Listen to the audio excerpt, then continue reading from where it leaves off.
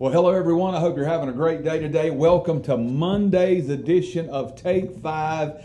This week we are dealing with the subject that I have entitled Your Reasonable Service. Now we're pulling that straight from Romans chapter 12, verse number 1. And it's going to tie into what we've talked about for the last 2 weeks. Now, I'm going to tell you, if you weren't in church yesterday, you won't realize what all was going on yesterday. I really didn't preach that long yesterday. I actually only preached one point of the message that I had yesterday. So this thing's going to turn into a bit of a series. Well, I think that's okay because it ties into what we've talked about the past 2 weeks. So this whole thing is turning into be a series I really didn't prepare for.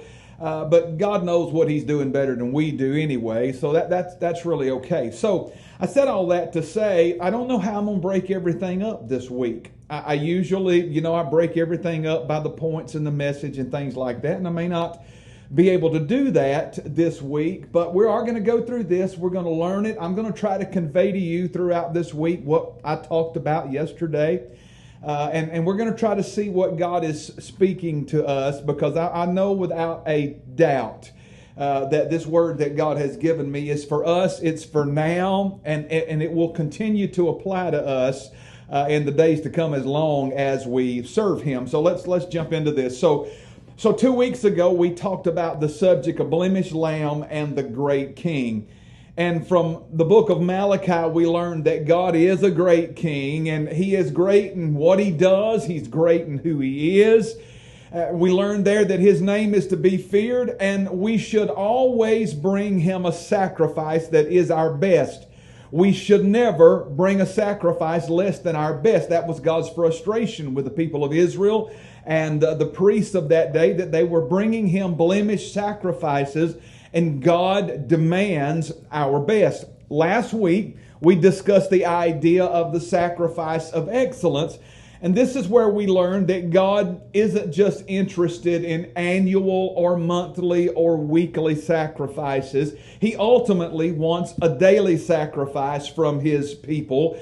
And that's when our worship and our service and our giving and our daily living and our witnessing and all of that is considered a sacrifice, because it costs you something to give God your very best every day.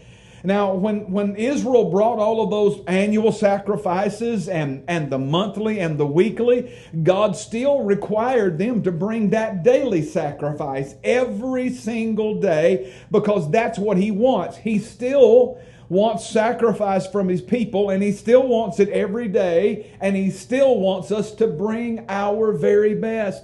That daily sacrifice they were to bring, it was to happen every day at 9 in the morning and 3 in the afternoon. They were to bring a spotless lamb. They were to bring, I believe it was 7 quarts of barley, 1.5 quarts of crushed olive oil, 1.5 quarts of strong wine. They were to bring all of that for their sacrifice every single day. That's what God wanted. That's what God expected.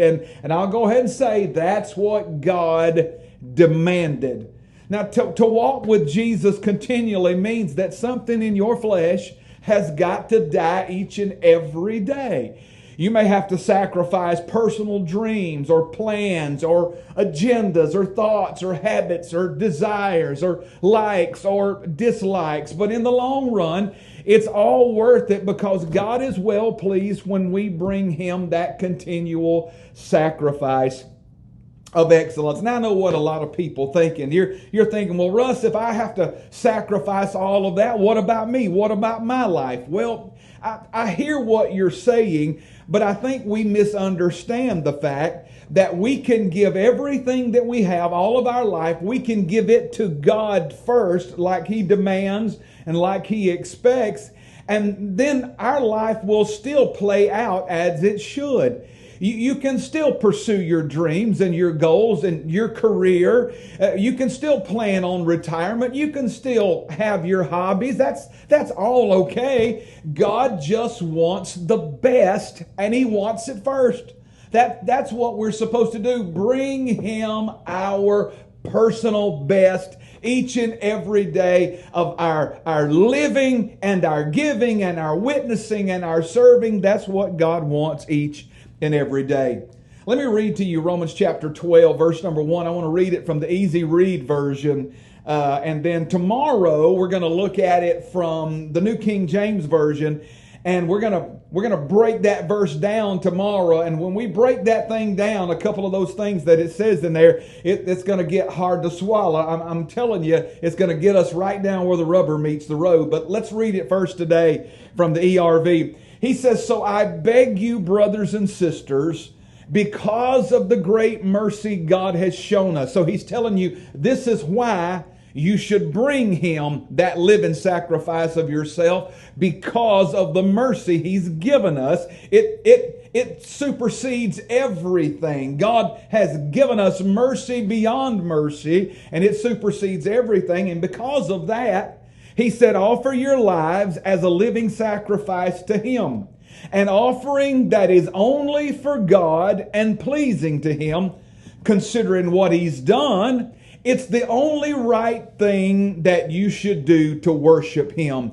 It's right. He said, considering what God has done, it is the right way for us to worship Him. How's that, you might say? With excellence, with that continual sacrifice of the very best that we can offer of ourselves to God each and every day. That's what we're supposed to bring to Him. Now, we're calling this your reasonable service. That's what we've titled this thing, and that's going to make more sense tomorrow when we read Romans 12:1 from the New King James. It's going to make more sense tomorrow as we break that down. But right now, I want you to remember, every day, the least that you can do for God is give Him your very best. That's what He wants. Well, hey, I've got to get out of here. It's been good being with you today. I look forward to seeing you tomorrow on Tuesday's edition of Take 5. Till then, God bless you. Have a great day. Remember, friend, trust the Lord. He will never fail you.